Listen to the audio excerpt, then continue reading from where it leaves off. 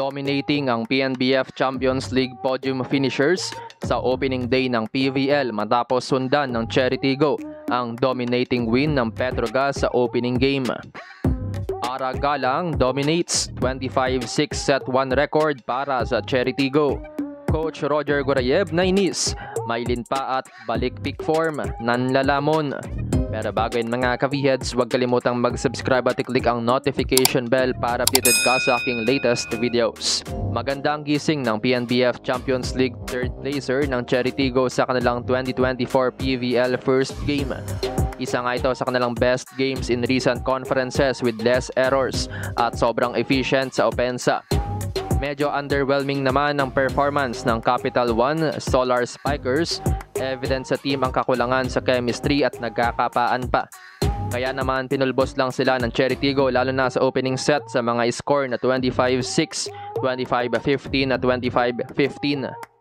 Sa opening set, literal na nilamon ng Cherry Tigo ang Capital One dahil sirang-sira nga ang depensa ng Solar Spikers sa opensa ng crossovers. Umabot sa 14 ang atake ng Cherry Tigo habang 4 lang ang naitala ng Capital One. Halos perfect game din ng Cherry Tigo, only tallying 2 errors. Kaya 6 points lang ang nagawa ng Solar Spikers sa set 1. May isang block and 3 aces din ng Cherry Tigo para sa 25-6 win sa set 1. Sa second set, magandang umpisa ng Capital One dahil na rin sa opening service ace ni Quezon. Pero hindi nila napigilan ang momentum ng Cherry Tigo. Lalong umalagwa ang Cherry Tigo matapos ng second technical timeout with a 9-3 run. Nagpasok na rin ng ilang bench players si Coach Kung Fu Reyes sa set 2, 25-15 pabor sa Cherry Tigo. Third set, mas nakuha na ng Capital One ang game nila dahil nakikipagtagisan na sila sa opensa sa umpisa ng set.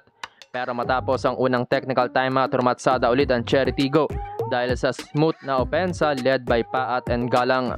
Ilang service ace din ang pinakawalan ng team habang halata rin ng connection problems ng Solar Spikers. Nalimitahan nilang errors pero kapos pa rin ang opensa. Kaya naman todo abante ang crossovers 25-15. Player of the game si Ara Galang scoring 9 attacks, 1 block and 2 aces para sa isang dosenang puntos with 43% attacking efficiency. Sinundan siya ng 11 points si Mylin Paat with 65% spiking rate. May 6 na puntos naman ang kapitana na si Abby Maranio. Lahat ng Cherry Tigo players ay nakapuntos bukod sa 2 liberos. Pinangunahan naman ni Janine Navarro ang Capital One with 6 points, habang may tig 5 puntos sina Orendain at Niegos. The rest ay 2 points and below. Dominating naman ang Cherry Tigo sa attacks 42-20, blocks 4-2 and aces 9-2. Benteng unforced errors ang nagawa ng Capital One habang limited lang sa 12 errors ang pinamigay ng crossovers. Abante rin ang Cherry Tigo sa lahat ng non-scoring skills pero nakakagulat na 1 excellent set lang ang naitala ng Solar Spikers sa buong game. Sasamahan ng Cherry Tigo ang Petrogas ituktok ng standings matapos ang opening day ng PVL pero abante ang Cherry Tigo dahil mas dominating win ang naipanalo ng crossovers kaysa sa Angels. Naitala rin ng Cherry Tigo ang isa sa most dominating set win sa PVL matapos ang 25-6 na set 1. Bababa naman sa last place ang Capital One Solar Spikers. Sa February 24, makakalaban ng Cherry Tigo para sa second win ang bagong team ng Strong Group Athletics 2 PM.